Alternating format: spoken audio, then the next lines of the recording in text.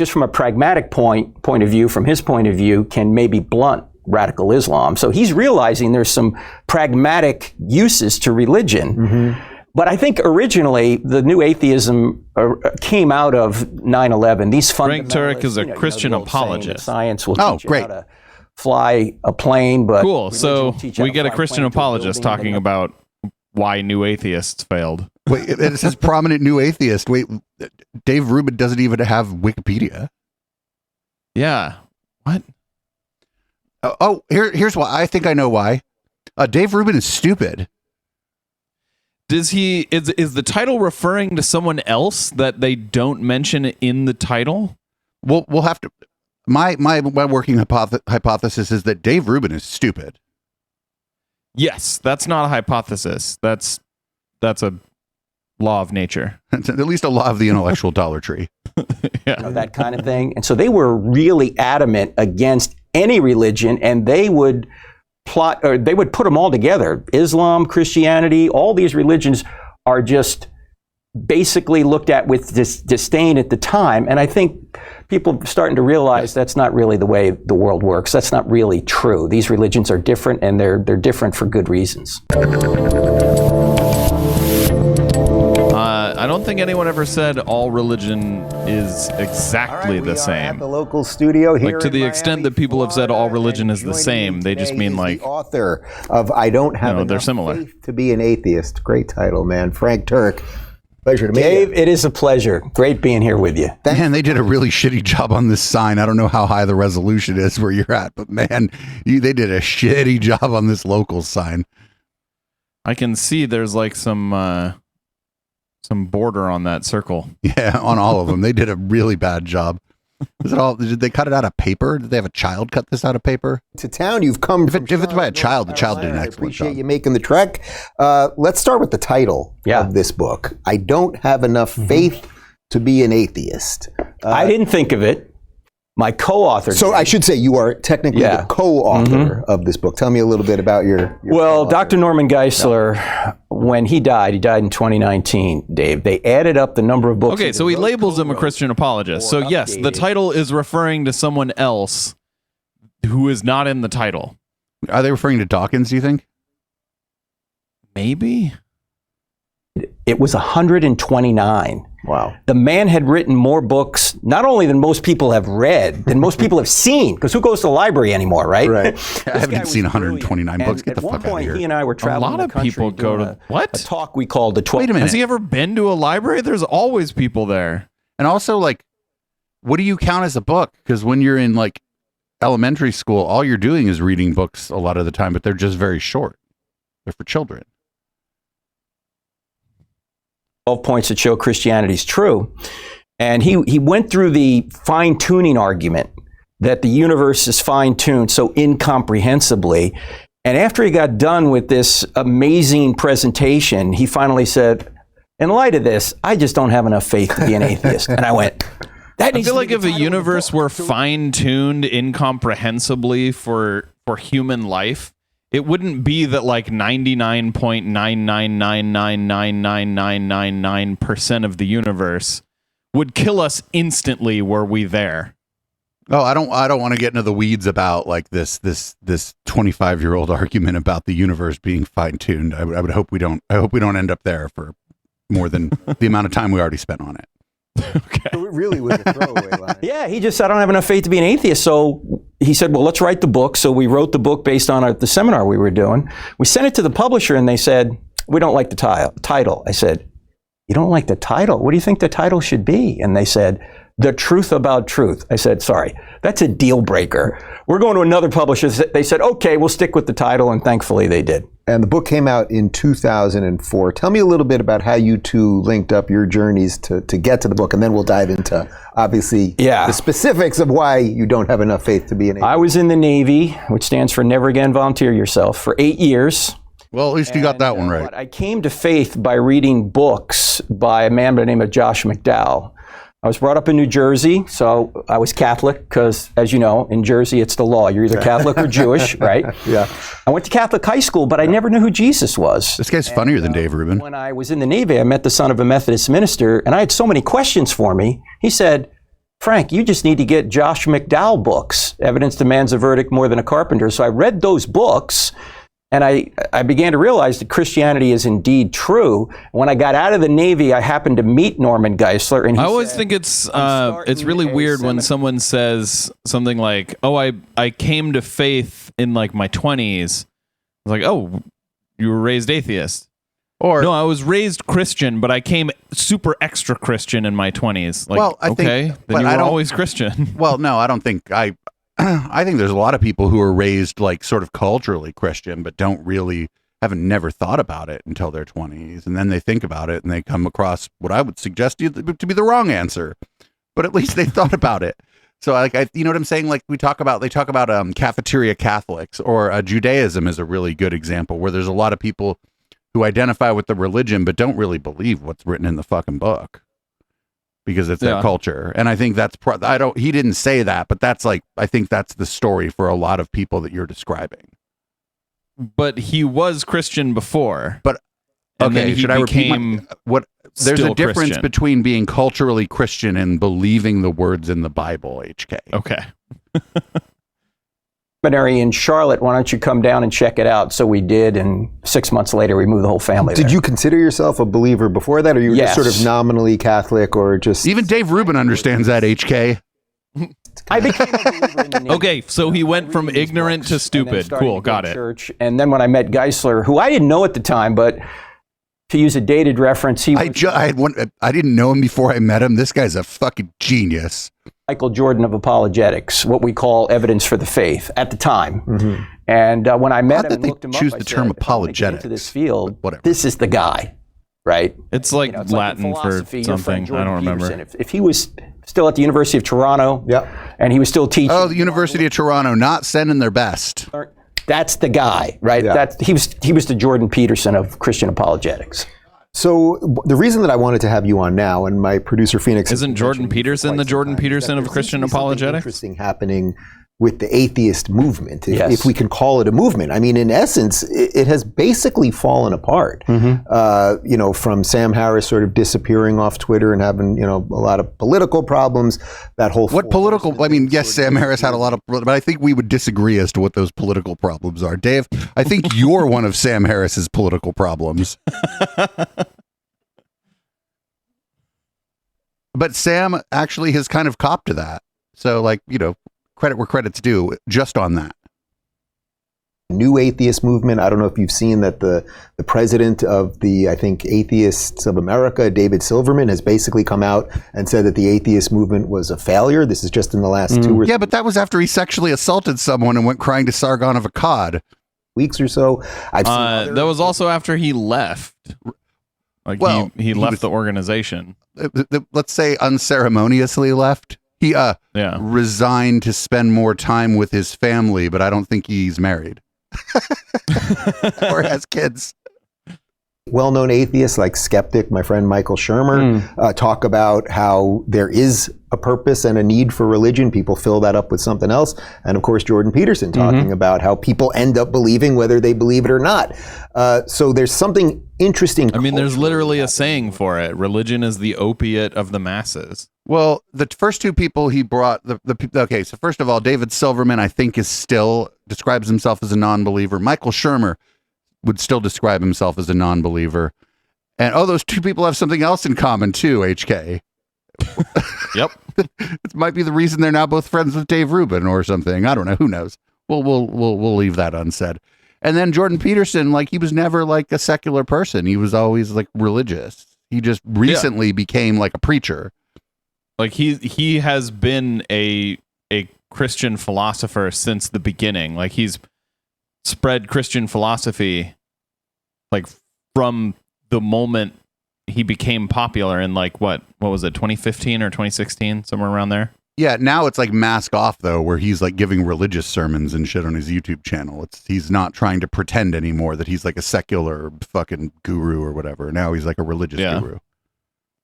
Yeah. Right now, which is sort of why I wanted to bring you on. I wonder if you have any thoughts on that, just sort of what's happening right now. I think that the new atheist movement, Dave, was a reaction to 9/11.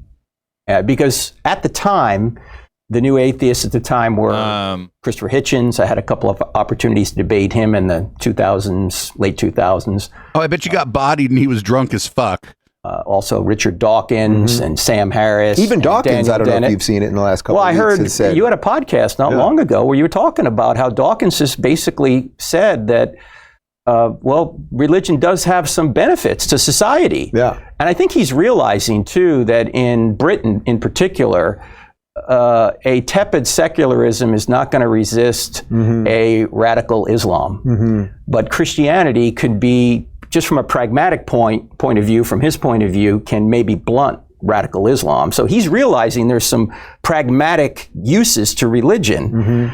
But I think originally... Even Dawkins probably wouldn't say that that's the use of religion, is to just get them to fight.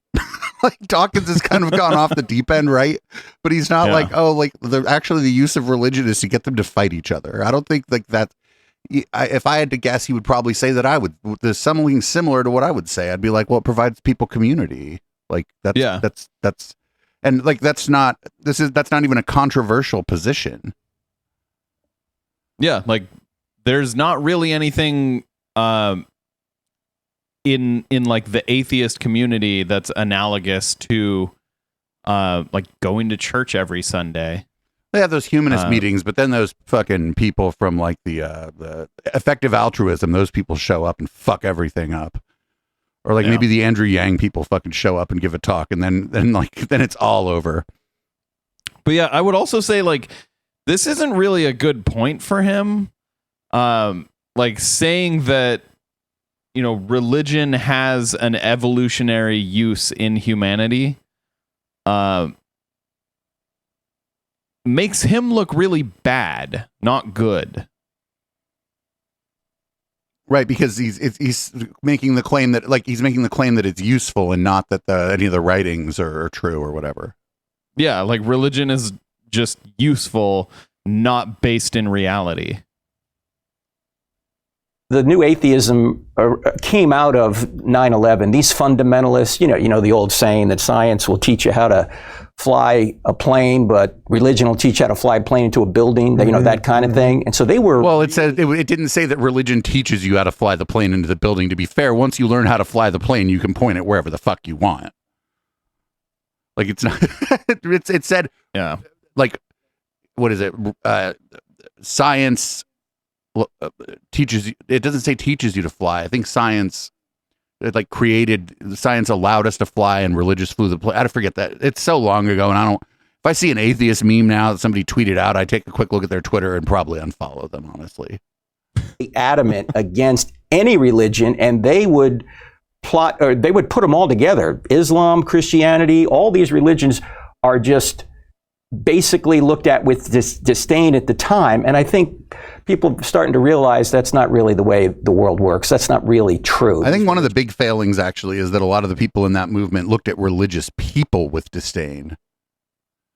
And I think that's a little bit different than looking at the institution with disdain. And I think that's one of the things I unlearned. Yeah. I think to their point, though, it was that religion makes people do bad things.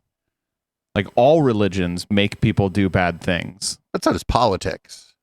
Fucking like so does your team regard, winning or losing the Super Bowl, HK. You might light a bus on fire. But what I mean is, like, you know, if you want to justify a bad thing, the Bible probably has a passage that you can interpret to justify a bad thing.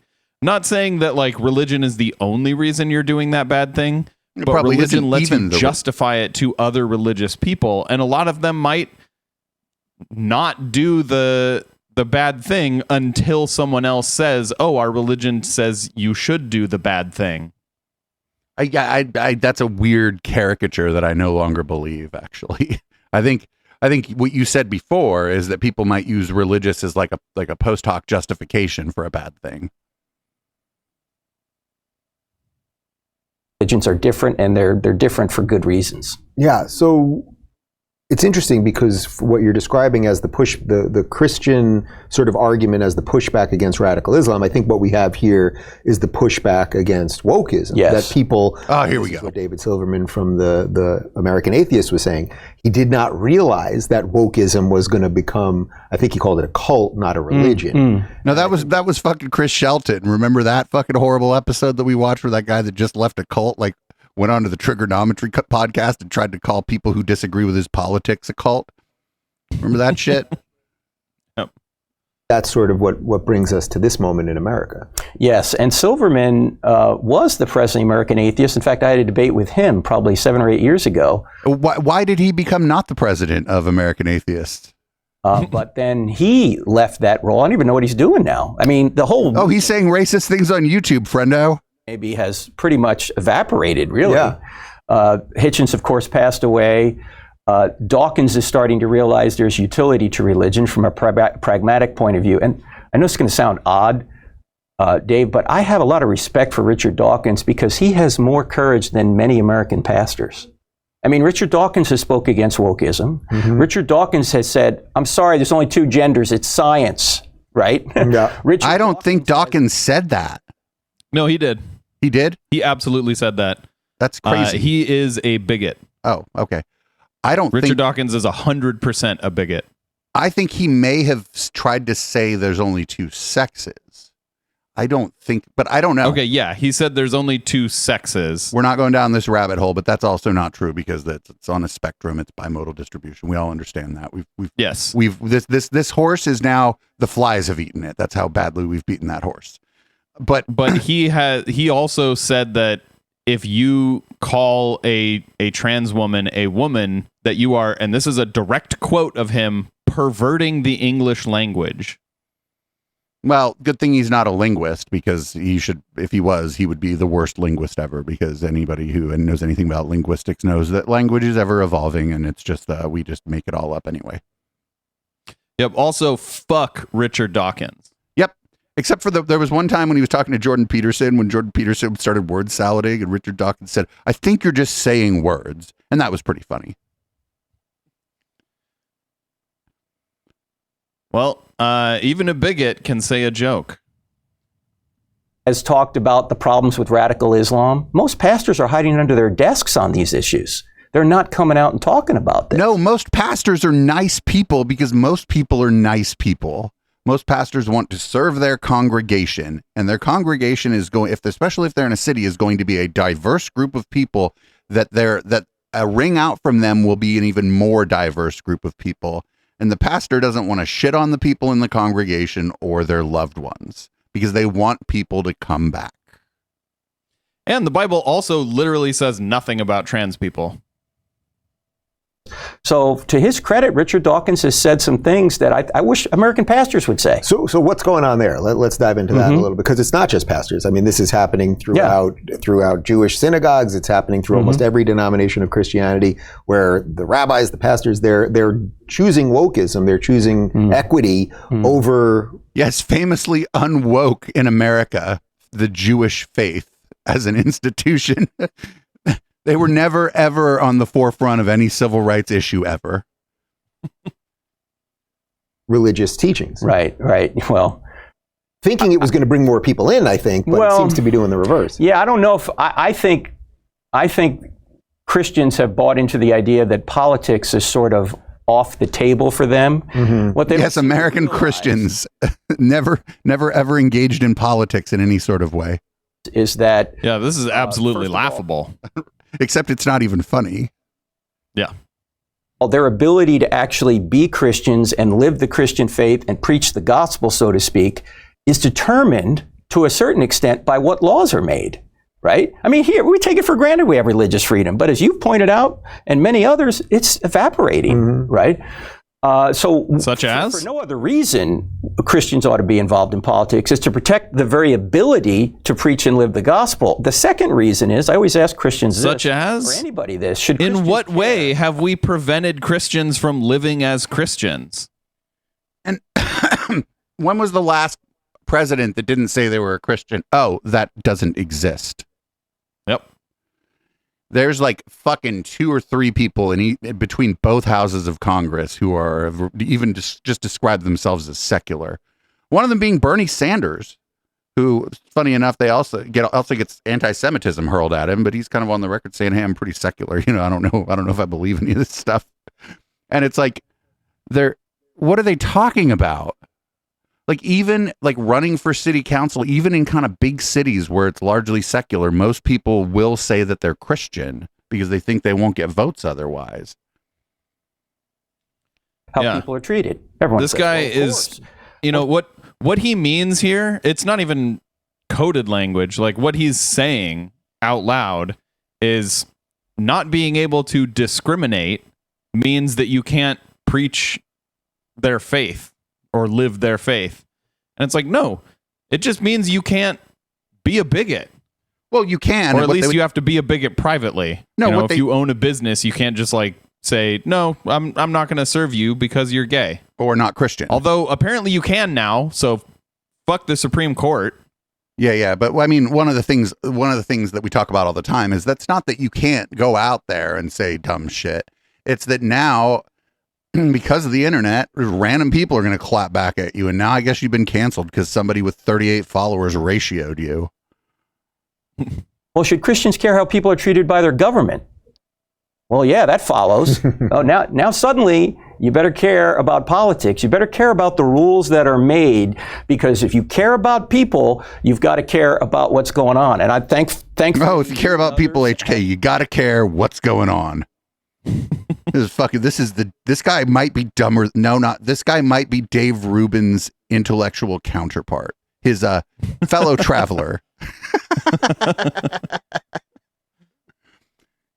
Dave's met his match.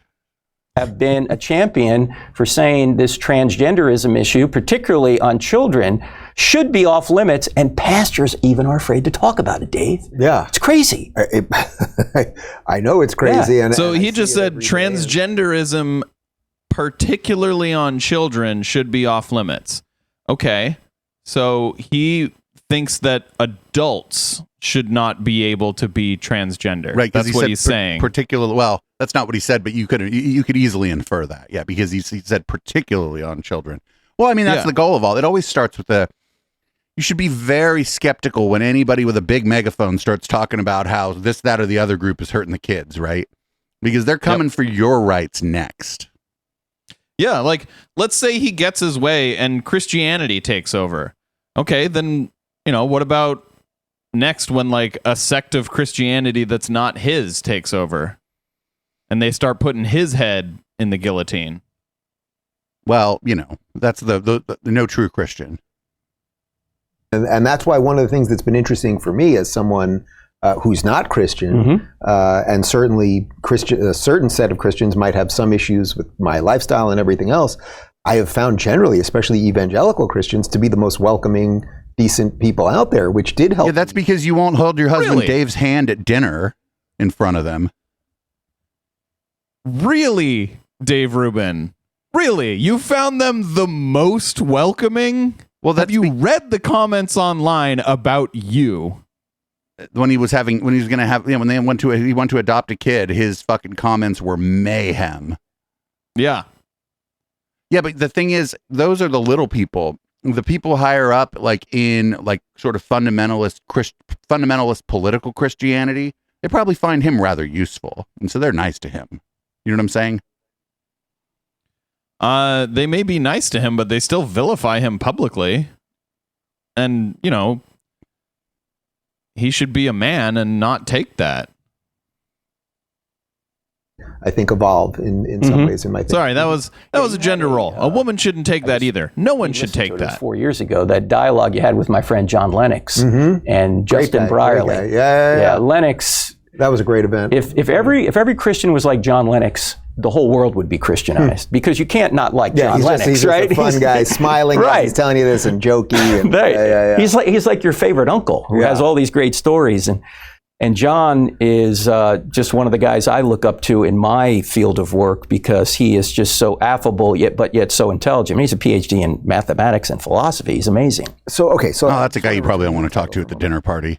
I don't have enough faith to be an atheist. I think from an American sort of broad cultural perspective, most people, it's not that they're atheists, but they just sort of don't know what they believe. We have just sort of a set of things that we kind of wake up to every day, a culture war, a political fire, and then that's kind of what they believe in, the thing that's happening sort of every day at the moment. And I think that sort of leads... You know, if you don't know whether you believe in God, then you don't believe in God, and you're just the default, which is atheist.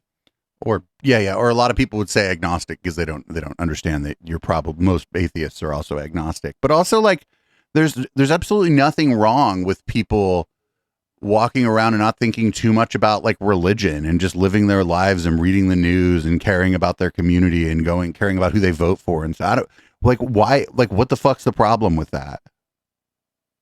Yeah. Like, what if you ask somebody about religion, they're like, I don't know. And then you go, okay, cool, we'll talk about something else. That's the cool person at the dinner party. They're like, I don't know, you have any weed? Degree of craziness. So how would you unfurl, if you think that's a fair premise, how would you kind of unfurl people out of that? Well, there's two questions that need to be answered. Does God exist? And if so, what has he said? Those are the two big questions. All right, let's do it. Right? Okay. Let's go. So does God exist? The answers are, I don't know and I don't care.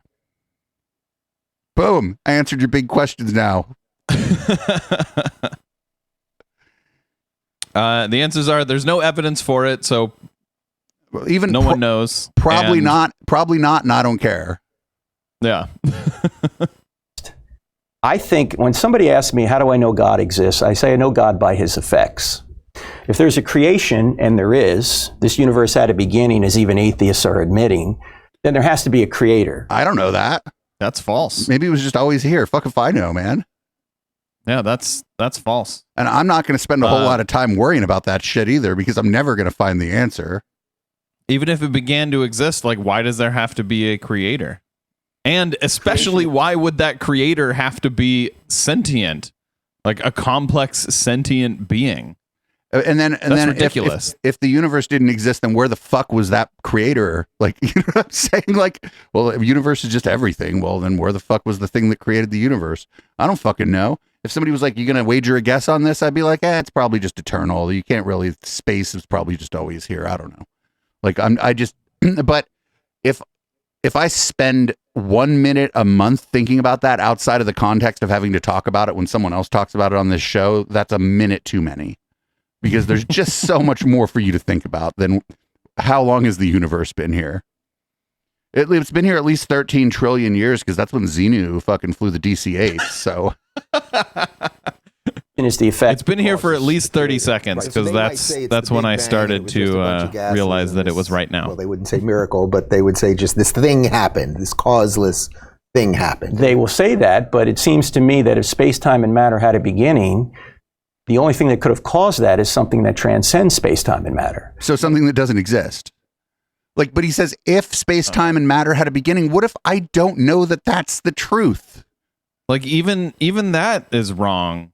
Like, space, time, and matter could have come to being themselves.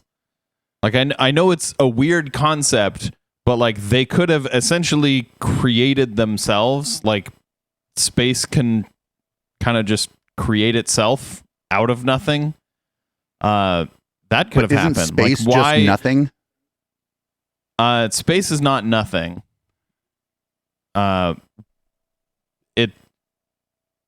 It would be hard to describe nothing. Well, anyway, like we're not doing this. What I'm saying is that we don't know. The universe could be fucking eternal, and people I can't fathom eternity, right? You can't fathom eternity, so people don't want that as the answer, because then the answer is something that is unfathomable. That's why people don't want the answer.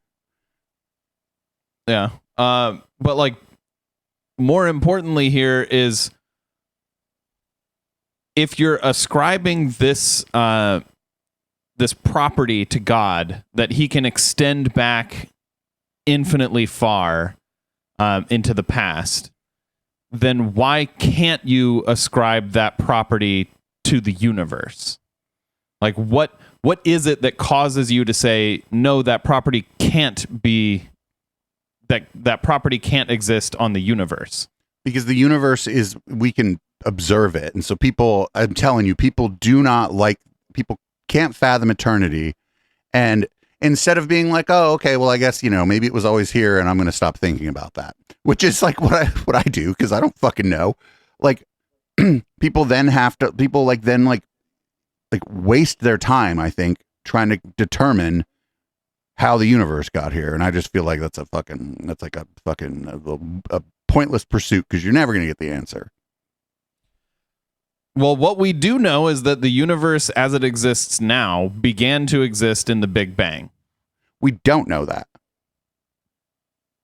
That's pretty well proven. If you say so. I think the Big Bang is just another creation myth.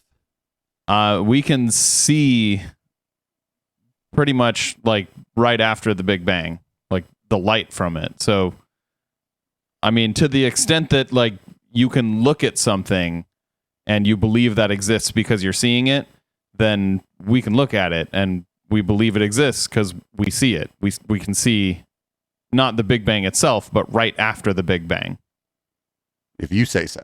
In other words, it's called the cosmic microwave background radiation. You can look it up. Material, powerful to create the universe out of nothing. Personal in order to choose to create, because impersonal forces don't make choices. Only a person can make a choice to go from nothingness to... Wait, no, a cat can make a choice to go in the other room. It would also have to be intelligent to have a mind to make a choice. But like, why does nothingness need to make a choice to become something? Why is that a prerequisite for nothing to turn into something? Personal, intelligent cause. Who do you think of?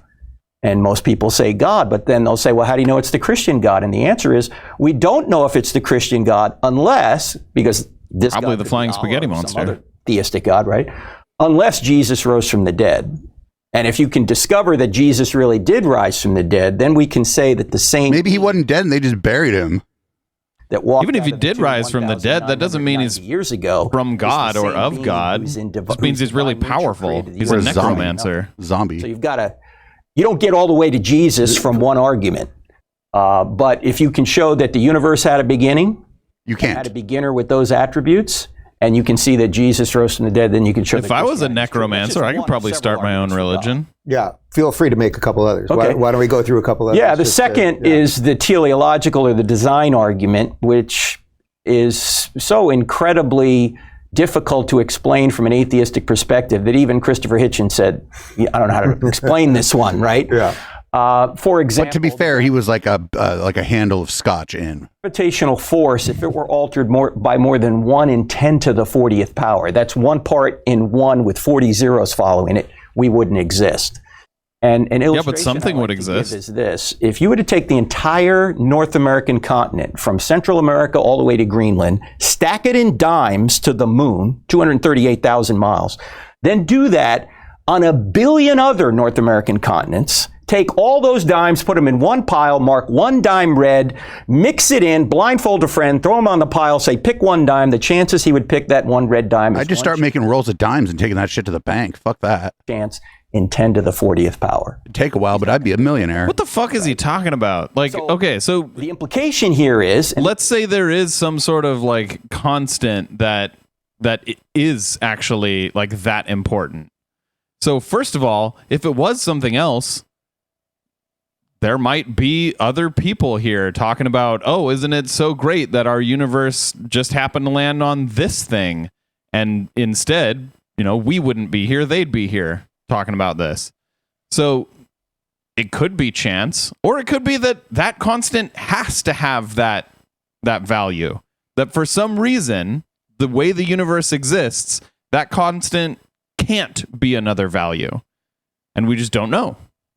That's the one at the end. We just don't know. That's it. Then people, I'm telling you, people are just terrified of that. People just don't want that. Yes. He is very terrified of not knowing. That is correct. Frank Turek is absolutely terrified of not knowing the answer.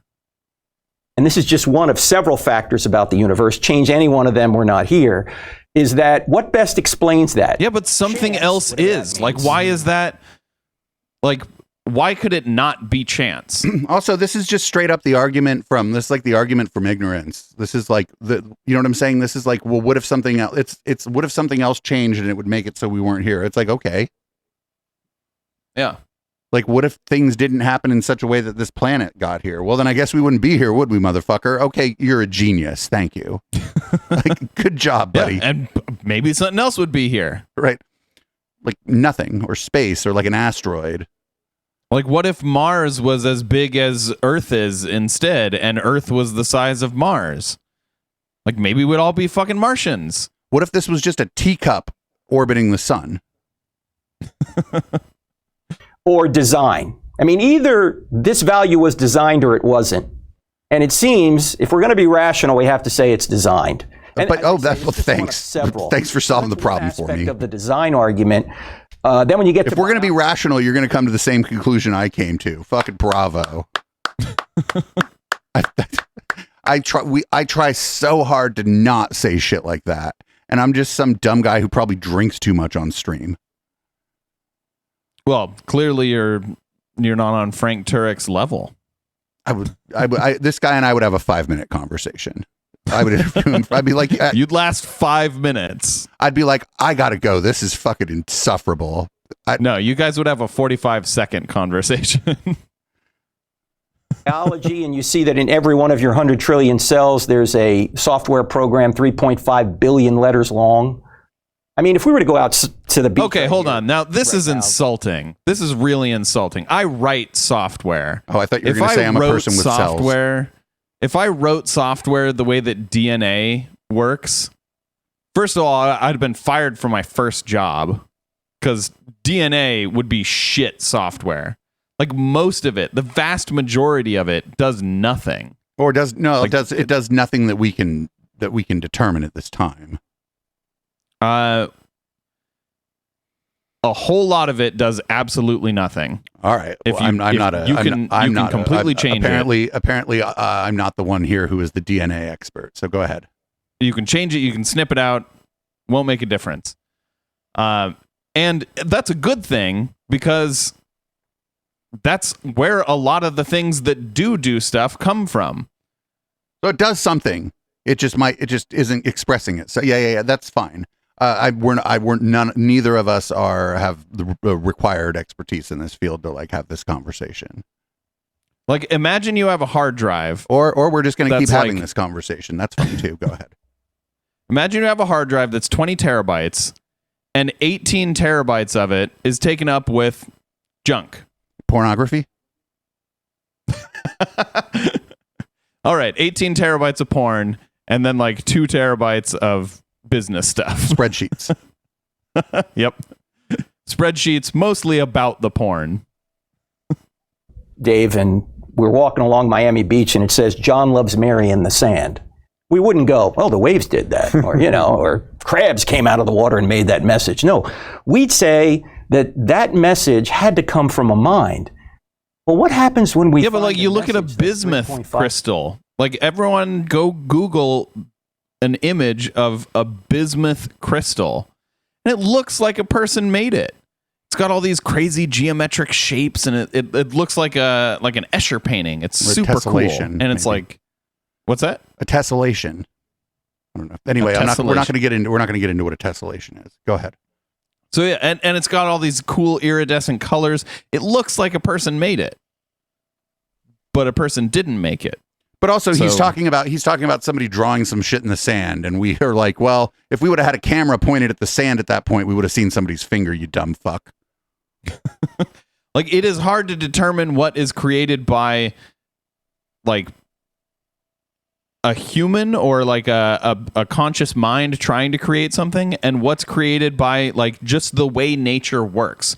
Nature reacts according to mathematical rules. Like there's a reason that like plants have like a specific degree between their leaves. Not all plants, but there's like this one plant that I'm thinking of where like its leaves grow like 127 degrees apart or something. That would mean it's just because like 1 or 2 leaves. Like that's the mathematically the best thing, so that's how it evolved. So like there's a lot of things that look like they're created but aren't, just because nature works based on math. 5 billion letters long in every one of our 100 trillion cells. If John Loves Mary requires a mind, doesn't a message 3.5 billion letters long require a mind? But it's not a message. Yes. DNA is not a message. That's an effect that needs a cause, like God. And then, of course, the third argument that we often talk about, which is probably most germane to the topics you talk about, is the moral argument. Because if there's no God, everything's just a matter of opinion. There's no standard beyond us, no transcendent standard of righteousness that we're obligated to obey. Mm-hmm. But there are like animals that have well, then why doesn't every ant just kill the other ant in the ant colony? They're not even conscious and they don't kill each other. You know, I mean, there may be like power struggles for like who's going to be the queen or whatever. I don't even know that much about ants, but they mostly just operate in concert for the benefit of the colony. And I could guarantee you they don't know what the fuck you're talking about. I mean, I don't either, but an ant probably can't even really hear what you're saying, friendo. So like that, you just think about any like animal that lives in any kind of like communal situation.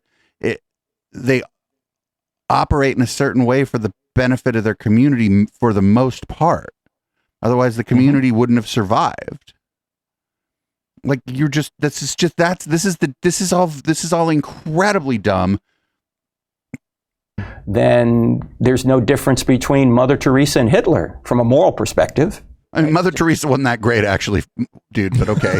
Your opinion against the distance between the two is a lot smaller than he thinks. Probably carries the most weight with people today. Right. So is that the one you think that maybe led us to so much of the craziness today when we're debating, as my friend Douglas Murray often says, things that we've put to bed years ago and suddenly we're debating, you know, whether boys are girls or girls are boys? It's because we have sort of no moral basis anymore at scale in society. Yeah. Why is that a moral question? The very people that are arguing for that are arguing as if there's a moral right to do this, you notice.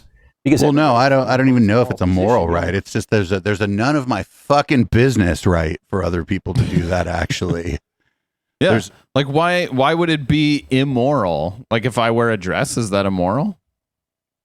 I don't know. Do you look good in the dress? Oh wait, no, that's not even the right question. That's an immoral question.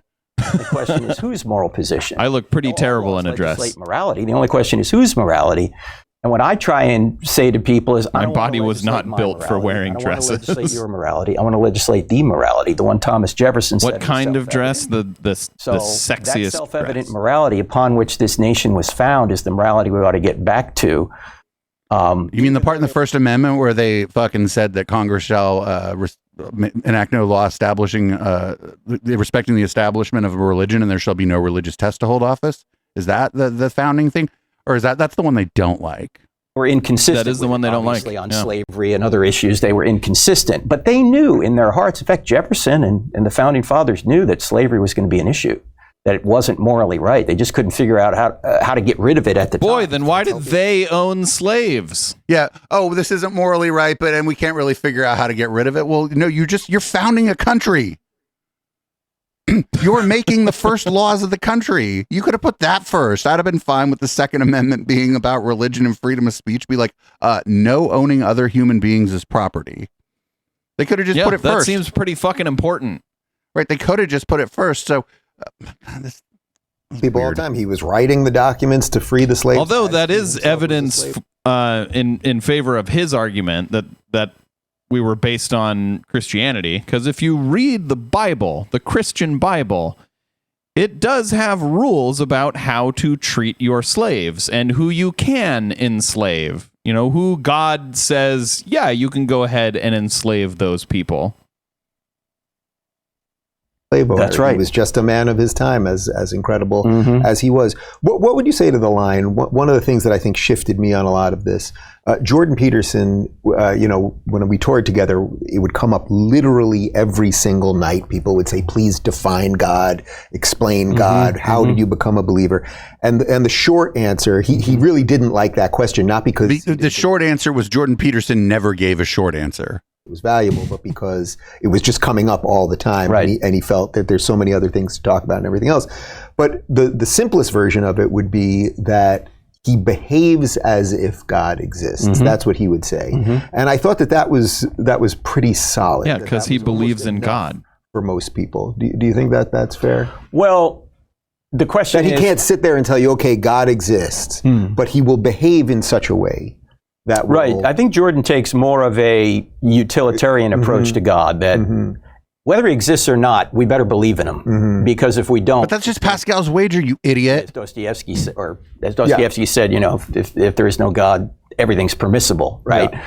It's going to be chaos, as Nietzsche pointed out. However, I think there's evidence that God exists, and I think you can show beyond a reasonable doubt, not beyond all doubt, I could be wrong, right? Oh, that's good. But I think that God does exist. And if Jesus rose from the dead, and I think we can give evidence that he did, then the Christian God is the true God. So if that's the case, who is God? But he keeps saying if this is just like, these arguments are all like presuppositional. You have to presuppose that he's right, and then, oh shit, he's right. You presuppose that everything I say here is right, then I'm always right. Like, yep. What a dumb way to talk about anything. Let's take like whether or not Jesus rose from the dead off the table. What like a stupid way to talk about anything. But Dave, he titled his book, I Don't Have Enough Faith to Be an Atheist. Well, that's great. I don't believe in God, and I don't want this idiot on my team or whatever, to the extent that like not collecting stamps is a team. That's my hobby. I don't collect stamps. That's why I fucking got bored with atheism. I was like, wait a minute. This isn't a belief system. God, in the abstract, is spaceless, timeless, immaterial, powerful, personal, and intelligent. It's not what it says in the Bible. Jesus. He adds in the Bible, he's walking around in the Garden of Eden going, Adam, Adam, where are you? Some sort of new moral code. Adam. But to be our substitute.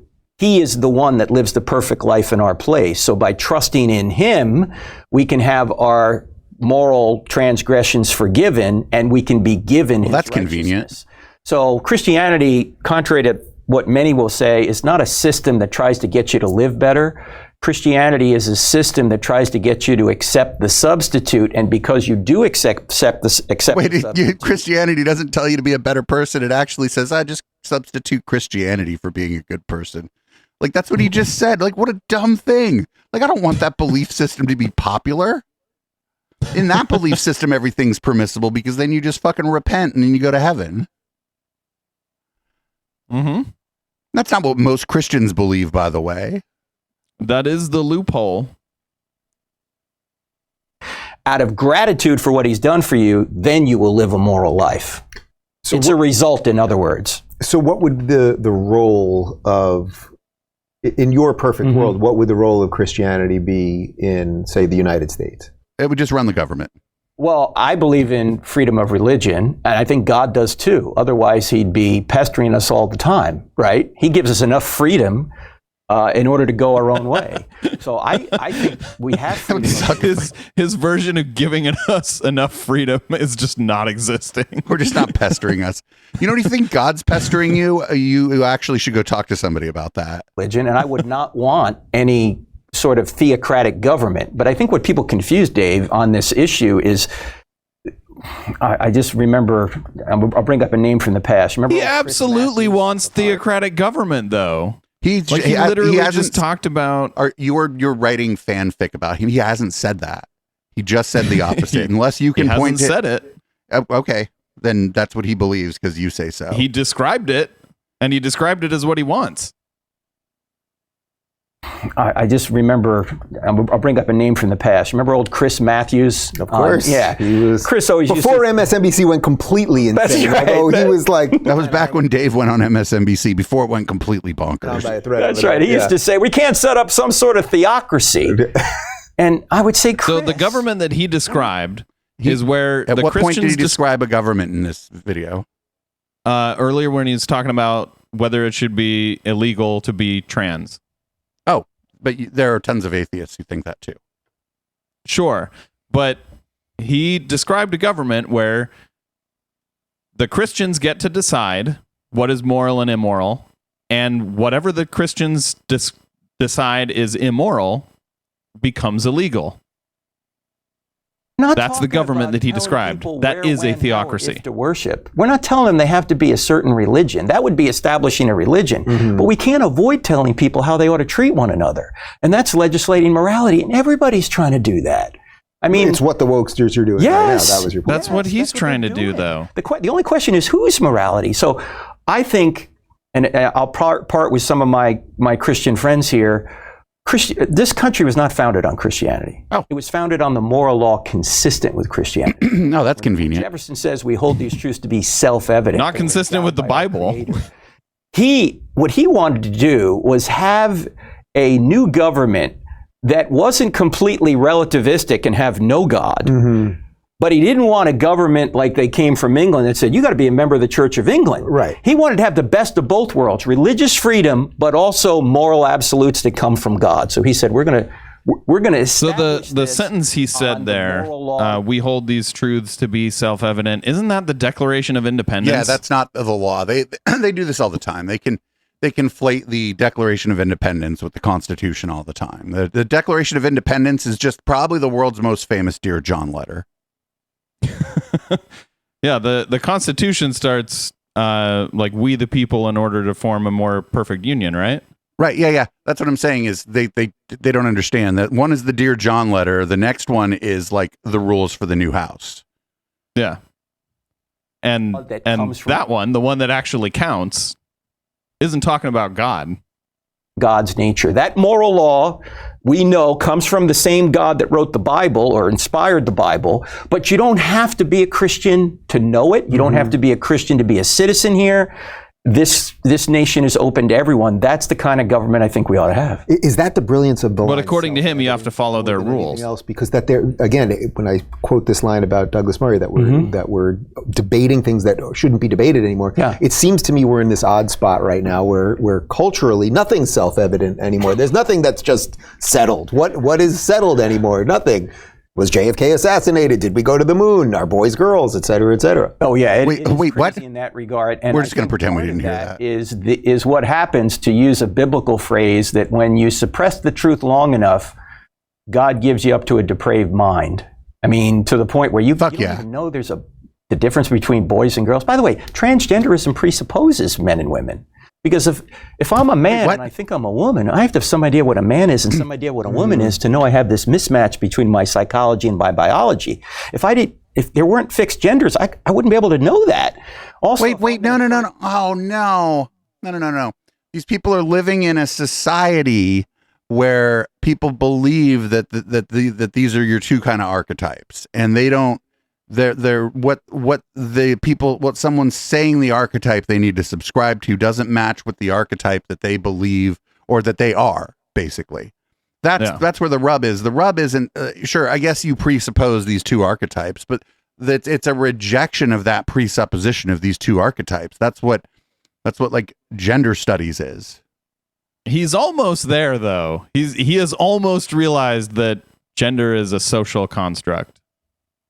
Try and make the so-called transition, I have to have some idea what a man is and some idea what a woman is in order to make the transition. So on one hand, they're trying to say, and who taught you who a man and who a woman is? It would be impossible. Transgenderism would be impossible if there weren't fixed genders. You know, it's interesting because one of the things I've been talking about on the show is when it's the same argument. I've made it slightly different way, which is that with kids, they're taking a young boy who maybe likes the color pink or Barbie. On one hand, they're telling you none of this matters. And on the other hand, they're saying, oh, he likes pink and Barbie, thus he must be a girl. That's right. So it's is that what they're doing? I like pink and Barbie. While it's also saying it's the most tolerant and diverse and everything else, which I suppose is anyone saying that I'm a girl because I like pink and Barbie? It is. It's when you move away from God, even just say a generic God, the God of right and wrong. When you move away from that, God's a gentleman. He gives up God's a gentleman eventually. But in your book, you flooded the whole earth. That's not very gentlemanly. He literally killed everyone. He says, I know you don't want me, so I'm going to pull myself away. God is not going to force you into his presence against your will. And from a theological perspective, that's what hell is. Hell is separation from God, because God will not force you into his presence against your will. I always say, if you don't want God now, you're not going to want him in eternity. Why would he say, you're with me now in eternity? No. He's going to Even if I was a god and I was like, oh, these people didn't believe in me, that's fine. Come on, come to the party anyway. You're invited to the party anyway. Come to the barbecue. Why would he, if you didn't like him on earth, why would he invite you into heaven? Instead, he's going to torture you forever. Yeah, if I was a god, I'd just be like, nah, it's fine. You come to the barbecue. Yeah, that's exactly how I would be. If I were a god, I'd be like, no, Frank, you can go. Well, Frank, you can come to the barbecue, but what I want you to do is mostly leave people alone. Just kind of cool it a little bit, Frank. Cool your jets a little bit. There's like nice people here. Let's just have a good time. Just have like a separate heaven that's just for all the people like Frank. I don't know. I don't know if I want to start doing that if I'm a god. That gets dicey. And the worst place you can be is separated from God, because He is the source of all love. He is the source of all goodness. He is the standard. I mean, you've been talking about this. You've been talking about there's got to be some sort of transcendence out there. It's not has to be something beyond this. That's right. Wait, why? Just this. Why does there have to be something beyond this? I know that much. And maybe that's part of the reason, going back to your original question, Dave, that the new atheism has faded away, because people know there's something transcendent. We're not just molecular machines. We're not just moist robots. I think now might be a decent time to like talk a little bit about why this movement faded away. Depending on how you slice and dice different forms of Christianity, non-believers might be the top religious group. If you just put all Christians into one, they're still the top. But you start going, you just start to go Catholic, Protestant. Now you have a different. Now you get a different. Like now it's. I don't know if that's the case that non-believers are number one, but they might be number two in that case. And so maybe it just fizzled out because enough people like kind of lost their religion or whatever that it sort of like it became useless. And also like Elevator Gate, that too. Elevator Gate. Yeah, mostly shitty spokespeople. Yeah. That's why the movement itself died, but the popularity of atheism didn't die. Right. Well, people don't want to like call themselves that, but if you drill down, people will just say, "Oh, I'm non-religious." Well, that just probably means they're atheist. But like, who fucking cares? Like, I think the who fucking cares group is actually getting bigger and bigger, even among people who believe in God. The who fucking cares group has got to be getting bigger. And I think and so you don't really need this strident atheism anymore, when even a lot of like people who are like go to church or whatever just don't give a shit what your religion is anymore. Like, what's the point of this fucking strident atheist movement? Oh, also a lot of them joined Gamergate.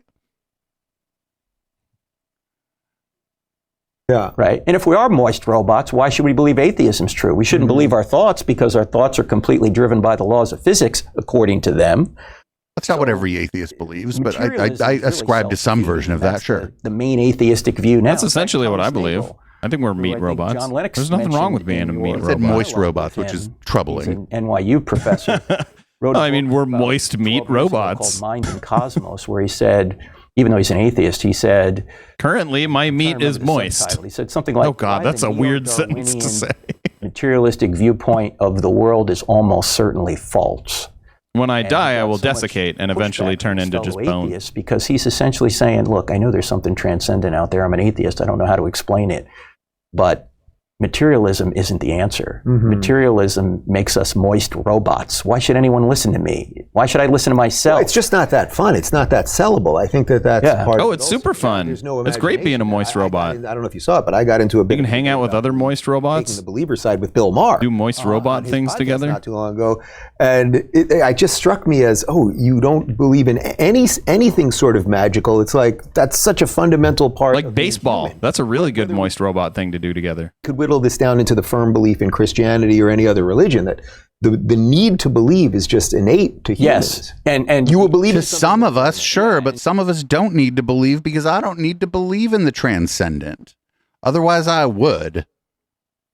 Like, this is dumb. Like, what do you mean we just need to believe in magic, basically? No, I don't believe in magic. I believe in magicians, and a good magician is probably better than a good comedian, actually. Probably have more laughs at a good magic show. But that's different than what they're talking about here.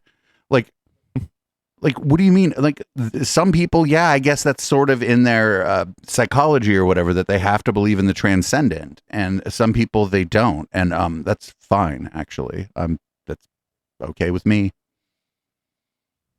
and you've mentioned this, and Jordan Peterson has mentioned this, everybody has some kind of God. There's a hierarchy of values, and there's something at the top of all of our priority lists. So what would you say? So you mentioned you've debated Christopher Hitchens on this. When you look. Oh wait, he's talking about like what we need. Yeah, housing. I'd say water first. Or is water my God? The people I guess that would make sense for a moist robot to consider water its God. Okay, yeah, that checks out. He thought that God didn't play dice with the universe, was the famous line.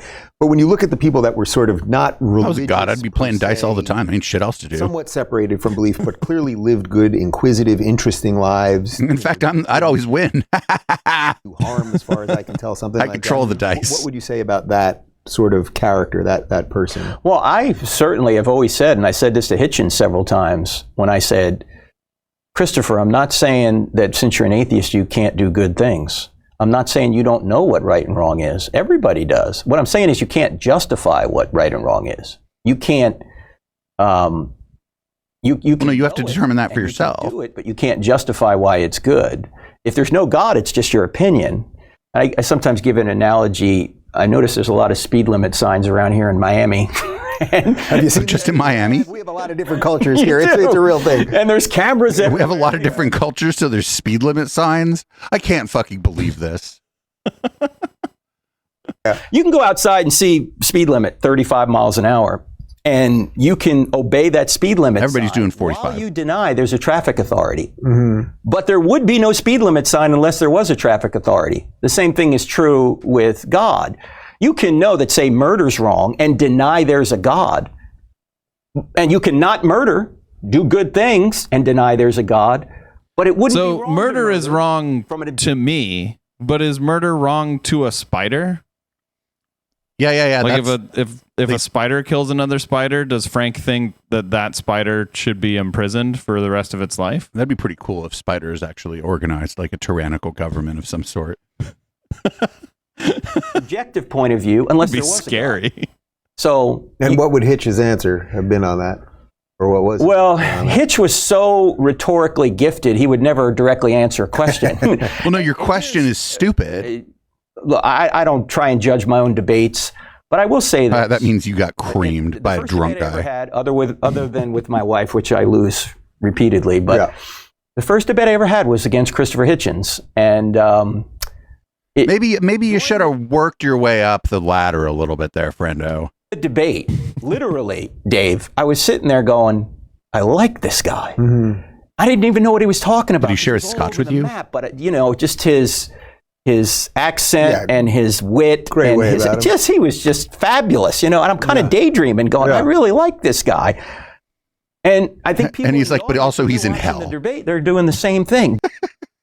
But if you look at the transcript of the debate and you're reading it, you're going, what's he talking about? This has nothing to do with even the topic.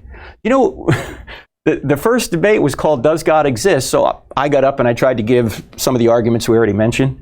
You know what he got up and started doing? He started talking about how Mother Teresa was a bad person. Good fuck yeah, Hitch. What does this have to do with whether or not God exists? Mother Teresa may have been good or bad. That's not the point. Yo, he had drank like a bottle of scotch before you talked to him, dude. And I'm not talking 750 milliliter. I'm talking fucking 1.75 liters, dude. He was wasted. What about God? And he just never engaged on those issues. Unfortunately, he's not here, so we can't fully rehash it. But would you say that the flaw... If he and some of these other people I mentioned lived roughly decent lives and everything else, would you say that the flaw is more functional in that it just can't scale? What do you mean by that? That it can't, so it can work for sort of very individual people. I have no doubt that you believe that an individual atheist could live a perfectly moral and good life. Not perfectly. None of us. Okay, so within the constructs of being a human being, you could live a fairly moral and decent life. And so wait, if like let's say a baby was like born and then like 2 minutes later it died. Does Frank think that the baby was a sinner? Like, what did the baby do in its lifetime? I mean, it went and died. Like, it lasted all of 2 minutes and it somehow managed to sin in that time? Sort of can't scale over time. It just doesn't give you enough for it puked on somebody and then died. To live in some sort of functional way. I know it's going to sound... And I think that's sort of why this American atheist thing collapsed. And sure. No. It collapsed because the fucking head of it. It didn't collapse. The organization still exists, but Dave Silverman had to leave because of his behavior, Dave. Not because of his belief system, unless his belief system was it's totally okay to allegedly sexually assault someone. But I know it's going to sound odd, but I don't think the purpose of life is to live a moral life. I think the purpose of life is to know God and make him known. And if you do that, you will live a moral life. That's very sad that he thinks that's the purpose of life. It is not the cause. That's like an incredibly sad thing to me. And if God is God, which means he's infinitely just, I've been unjust in my life even today, just coming over here. How many people did I cut off because I was late, right? Okay, I feel like I've been subjected to an injustice watching this. At the judgment, I'm in trouble. And so I need somebody to cover my sin, somebody to pay for my sin. An unpopular word in today's culture, but it's transgression against God. Counterpoint, what if you just die and it's exactly like it was before you were born? Other people. Mm-hmm. I've done that. I do it all the time. Also, like, why is it okay for someone else to pay for your sins? Like, I've never understood that about Christianity, where like their whole like gimmick is like, oh, Jesus died to pay for your sins. Like, okay, well, I mean, I think it's pretty simple. Why? I think it's pretty simple. Nobody's perfect. Everybody does shit that's wrong. Everybody's afraid to die, and so like, you know, it's nice to tell people that someone else is going to pay for their transgressions so that they're less afraid to die. But isn't that immoral? It depends. If you're talking about what are someone's transgressions? Are you talking about cutting someone off on the freeway? Well, maybe you shouldn't be tortured for eternity for that. Like, it just depends. Like, most people don't do horrific things. And so the point, like, I don't share the view, but I like see why, like it would be a thing that you would tell people. It's like, well, no, actually, God isn't up there judging your every move.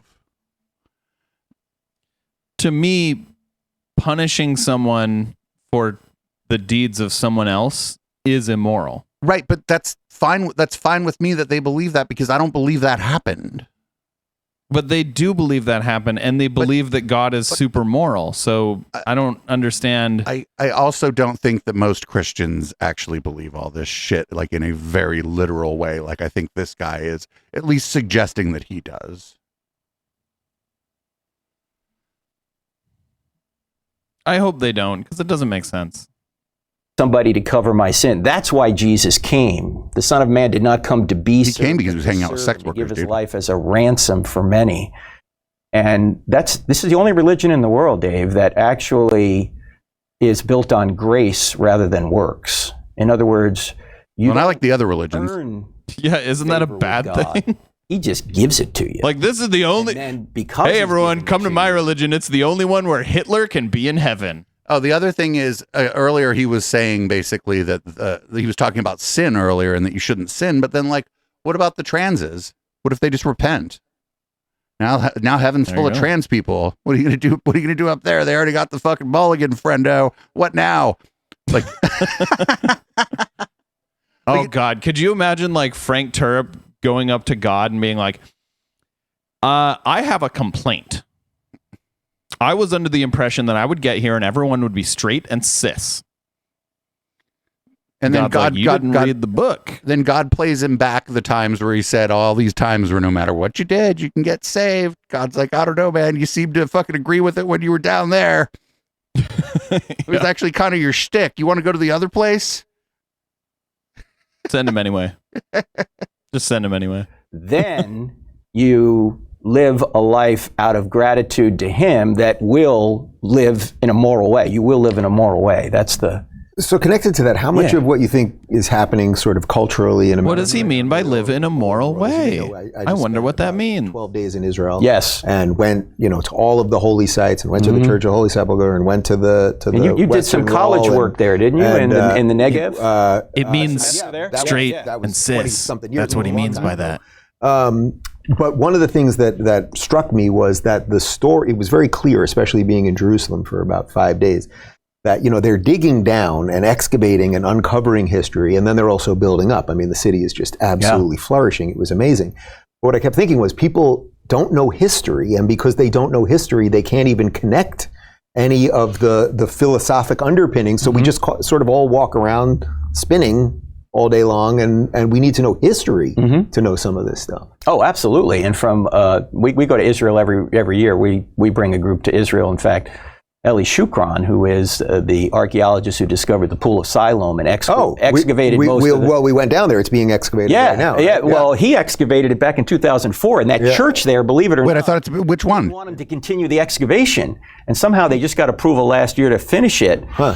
And so Eli, who was the guy who originally discovered it, is normally our tour guide when we go. We're going to go in November again. And he discovered that. He also discovered what might be, and this is an amazing discovery if it's true. I've seen it myself. Big if true. He thinks he has found a standing stone in the city of David, which goes all the way back potentially to Melchizedek. Now, this is Abraham's time. So this is 2000 BC. And that's right there in the city of David. This is 1,000 years before David. So he's an amazing archaeologist. And there's no question this was the Jewish homeland long before anybody else ever got there, other than the Canaanites who were there, prior to them. Right. But so this whole political you first after me is just overcome by archaeology. When you're down there and so we did the walk through the city of David, and and they're excavating it now. You can go basically from the pool all the way up to what would have been the temple. Eli excavated that too. Yeah. Right. So when you're they're excavating it now. Are most of the archaeologists believers, or are they more purely people of science? Eli is certainly a believer in Yahweh. He's a Orthodox Jewish believer. I don't know. I can't speak for the others. I just know Eli personally. But there are Americans, as you know, that go over there quite a bit. So I think we may actually save ourselves from the rest of this. I think they do this thing, right? They're like, well, are most of the archaeologists believers in a higher power? And that's a different question. And do the conclusions from the field of archaeology match up with what the holy books say, right? Those are two different questions. And a lot of times you get the conflation of those. Like, I actually don't care what religion somebody who's doing, good scientific or, archaeological or anthropological work. Like, I don't care what religion they are, or none at all, right? Are they doing good work? Great, they're doing good work. They go to fucking church on Sunday, fucking go to the mosque, the synagogue. I don't give a shit, because so many people in the sciences who are religious just compartmentalize their work and their faith. And that's fine. Yeah, if you can do your work without letting your religion interfere with it, then your religion's not a problem. And you're probably great at your job. Yeah. All right. I have no more final thoughts. This was awful. We're not watching. I will never ever watch another religious apologist on this, because first of all, you and I end up talking past each other, and you and I end up talking past each other, and I don't know. That's my least favorite thing. But also another reason, that shit's hella boring, and I don't give a shit. I don't give a fuck. Like, I just don't care where the universe came from. I don't care if God created it. I don't care if it's been here the whole time. I don't care if it fucking arrived via Amazon delivery. Just don't care. Don't care if you had to have Prime to get it. It's all been rehashed so many times. Yeah, like you said, it's just boring. Right. And anybody who's certain about any of this is just as dumb as the next motherfucker who's certain about any of this, because we don't really know in history what happened 1,000 years ago. So how the fuck are we going to know what happened billions of years ago? Like, we may have some ideas. We may be able to be like, oh, the universe was expanding, or maybe it's always expanding, or maybe it can't expand because it's infinite, or fucking what the fuck ever, right? Like, the planets were cooling. All right, cool, great. Or there's people like fucking Scientologists who think they know the dude's name, and that's weird. And so, like, I don't care about any of this. I'm really glad that we actually started this this project this one specifically after I had let go of a lot of that, because there's a lot of great religious people who hang out in this community. And there's a version of me from the past who they would not have liked very much. And I very much would prefer for them to like me. And now I believe before HK closes out the show, he has a bit of an announcement. I do. So, as many of you know, I have been working for the past 2 years on my own company. I left LinkedIn just about 2 years ago. It was 1 year and 11 months ago. I left LinkedIn to start my own company and build an email service. Weird, right? I had this great idea about how to design email such that you can use your account to automatically organize your email. The way you give your email out automatically organizes it. So my email is hperrin@port87.com. But if I'm giving my email to, say, Netflix, I would give hperrin-netflix@port87.com. And if I'm giving it to a friend, I would give them hperrin-friends@port87.com. And some of these addresses can receive automated messages. Some of them will ask the sender to verify that they're a human first, and you can configure them. It's super easy to use, and I just launched it. After 2 years of working on it, I have just launched port87.com. It's a brand new email service. So I'm ramping it up slowly, but if you want to try it out, go to port87.com right now and sign up for the wait list, and I will send you an invitation very shortly.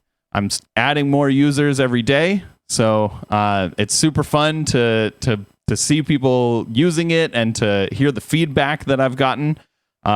If you have any feedback for me, feel free to hit me up on my email address, hperrin@port87.com. And yeah, if you try it out, I hope you like it. All right, so now that my announcement's over, this has been Intellectual Dollar Tree. We do this show every Wednesday at normally 7 p.m. Pacific, but this week we did it at 8 p.m. Pacific. So if you want to catch us live, we stream it on twitch.tv/Echoplex Media. And if you want to support us, you can do that at patreon.com/Echoplex, or you can do it at our merch store, eplex.store. And if you want to check out our other shows, you can do that at echoplexmedia.com. If you're listening live, stick around after the song for Red Light. And this is Boomers by Periscope.